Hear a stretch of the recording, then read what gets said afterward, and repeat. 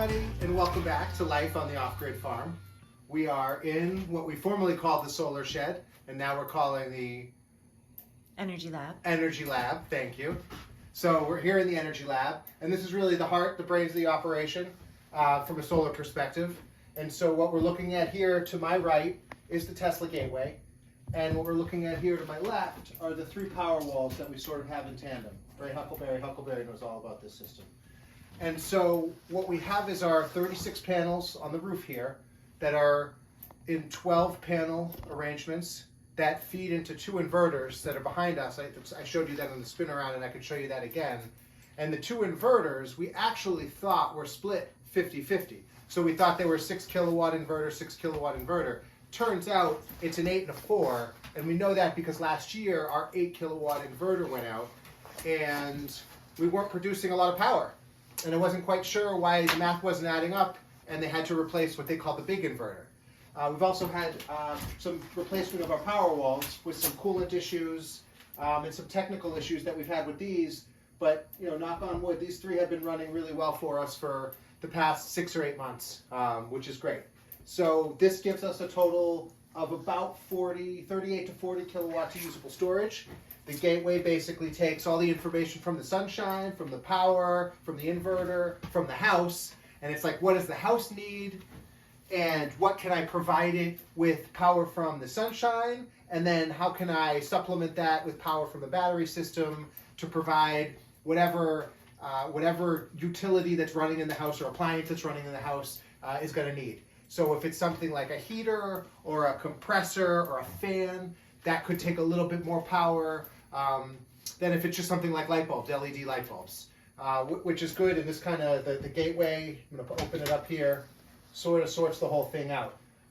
In the case that our power does run below 5%, so essentially when we had this system installed, I know he's eyeing these gloves.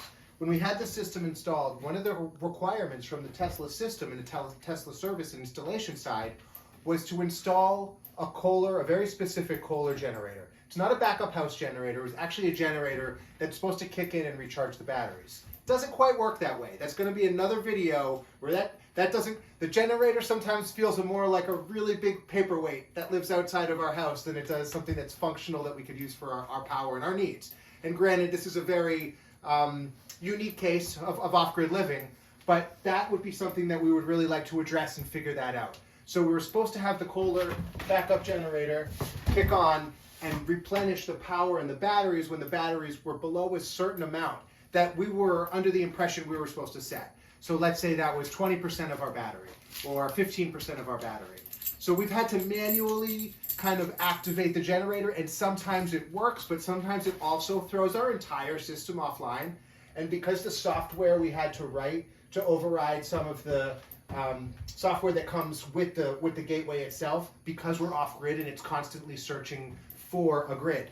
And so we kind of had to override that. And when we lose the battery power or when something kicks on with the generator, sometimes it messes with the conversations that all of these pieces of hardware are having with each other. And then the system kind of loses track of what it's supposed to do and the fact that it's off grid. So we don't use the generator really at all. And we've been relying on these 3 batteries and our solar panels to power our house through sunshine and rain and snow and sleet and everything else we see up here in the Northeast. So it's a great system. It really does work well. We really love it. It's very smart. We're just trying to figure out how both to use it the right way to its best efficiency and to supplement some of the power we have in here so that if that 20 or 30 or 40 kilowatts over the course of 3 or 4 or 5 stormy days is going to go quick, that we have some options to power the house. So if anybody has any ideas on the Kohler generator, I'm going to do another video on that, specifically on what the generator is and how it's wired in and why it doesn't work and even kind of how it sounds. It just sounds like it's struggling when we turn it on. I have no idea. We've had the techs out here. They have no idea. But in the meanwhile, this is kind of how our house runs. Our family of 5, 2 dogs, 2 cats. We got a full house.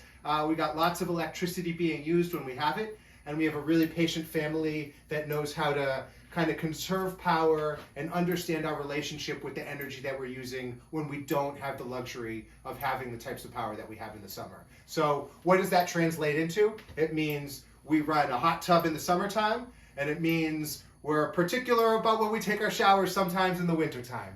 And so we're just trying to navigate how to make that a healthier, more holistic approach for other people also when they're trying to set out and establish this kind of lifestyle with their families. So thanks for tuning into this video on our gateway, our inverters, our 3 Tesla Powerwalls.